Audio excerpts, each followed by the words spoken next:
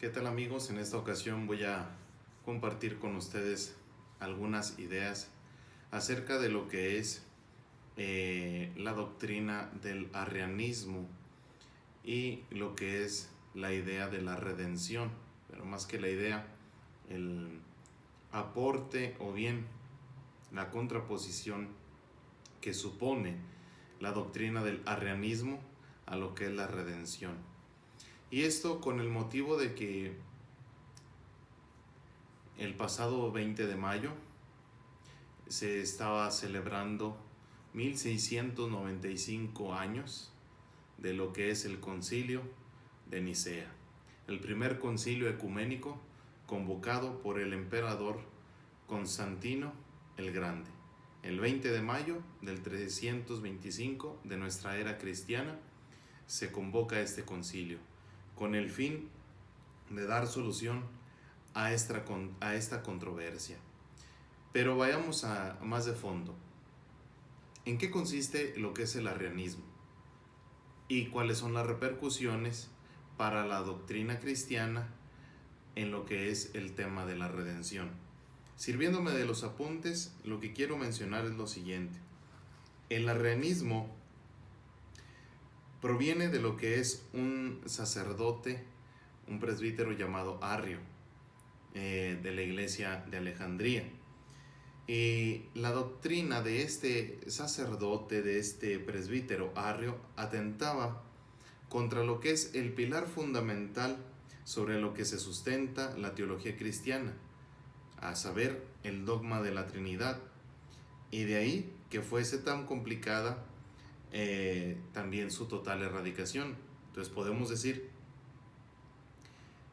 el arrianismo en sus orígenes va contra el dogma trinitario. ¿Por qué razón?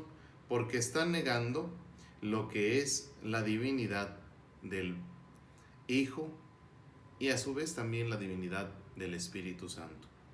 El núcleo del arrianismo en sí se centra en que Jesús o el Logos no era divino como el Padre, sino que había sido creado por Él de la nada, por lo que no es eterno, ya que hubo un tiempo en que Él no existía. Mientras que para la Iglesia ortodoxa el Hijo de Dios era encarnado, por lo que compartía la naturaleza divina del Padre. ¿Qué quiere decir esto? Arrio está recogiendo ideas subordinacionistas a partir de unos textos del Evangelio de Juan en el capítulo 14, versículo 28, donde él se menciona que es menor al Padre. Y también otro fondo veterotestamentario del libro de los Proverbios en el capítulo 8, versículo 22, donde la sabiduría está hablando y dice que Yahvé la ha creado. Dios mismo ha creado la sabiduría.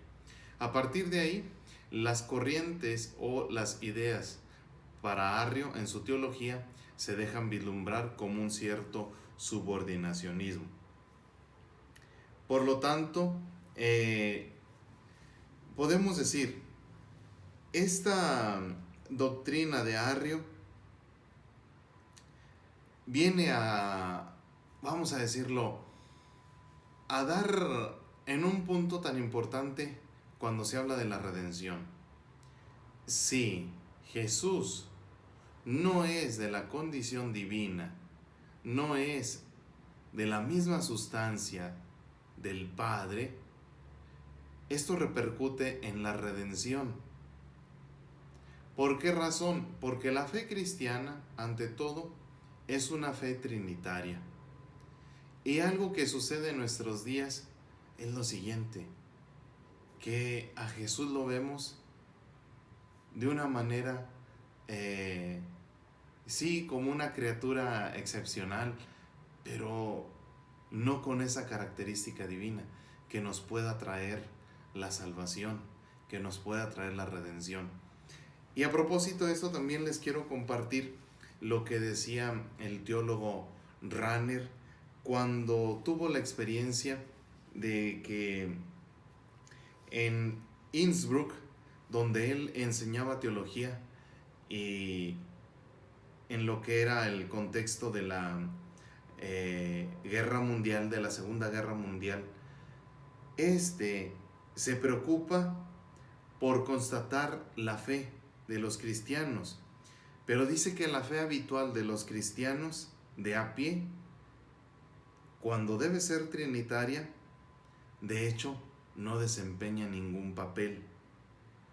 No se entiende, no se vive como un misterio salvífico, sino como algo que se aprende solamente en el catecismo, pero que luego resulta poco, o mejor dicho, nada relevante para la vida ordinaria de la fe. Si esto es lo que decía Rahner en lo que es el contexto de la Segunda Guerra Mundial, también repercute hoy día. ¿Por qué razón? Porque muchos de nosotros cristianos no alcanzamos a vislumbrar la vivencia de la fe con ese matiz trinitario, con ese contenido pleno de convicción trinitaria. Por ende, ¿dónde queda la salvación? De aquí que constantemente estamos buscando como cristianos salvaciones alternas. ¿Y qué hacemos del cristianismo hoy día? Una mezcla o bien un eclecticismo o un sincretismo de ideas religiosas mezcladas con ideas tanto orientales o ideologías que vienen a ser una mezcolanza. Y esto confunden demasiado a lo que es el cristiano. Por ende, no hay un provecho auténtico para su fe. De aquí que esto vaya a desembocar en lo que también menciona el profesor Gavino Urribari cuando habla de los cristianismos insuficientes hoy día. El llamado cristianismo emocional, el cristianismo ético y el cristianismo de autorrealización, donde precisamente el ser humano cree que porque el evangelio se ha inculturado, tiene que rebajarse y someterse a las ideas de las demás ideologías para estar en consonancia. Y que esto conlleva el traicionar el evangelio mismo, más aún la doctrina y el dogma de fe de la divinidad de Cristo y por ende de la redención. Creo que es necesario reflexionar verdaderamente en este sentido de lo que es la fe para nosotros, basada en este discurso teológico que aparece en el llamado Credo Niceno-Constantinopolitano, porque es ahí donde precisamente se deja plasmar los resultados de aquel concilio que convocó Constantino el Grande para dar solución a algo que en un principio se creía que solamente era cuestión de palabras, pero en realidad lo que le preocupó a Constantino y que tuvo que intervenir fue porque el desarrollo de estas doctrinas o el desenvolvimiento de las mismas repercutían en la vida social de cada uno de los seres humanos. Quizá hoy no esperamos que quienes tengan el poder político intervengan en la cuestión religiosa.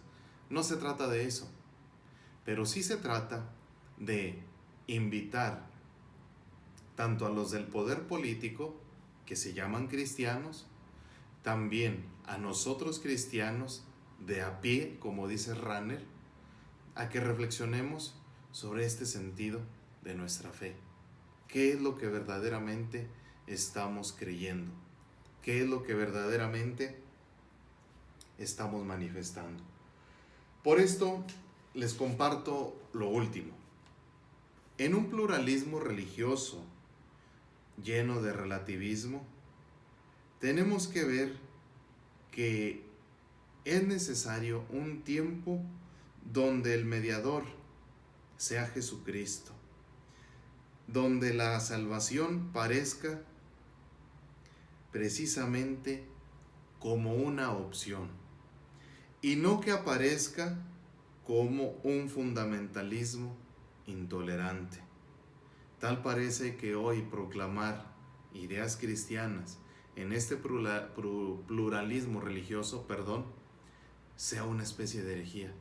No, para la cultura occidental les recuerdo que ha sido precisamente la doctrina cristiana la que ha acuñado una cultura, y una cultura que verdaderamente ha proporcionado grandes estructuras y grandes cambios en la sociedad.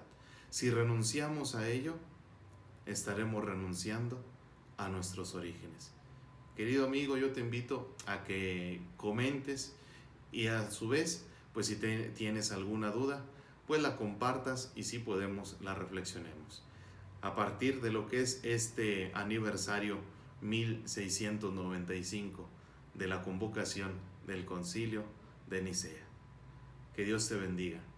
Muchas gracias.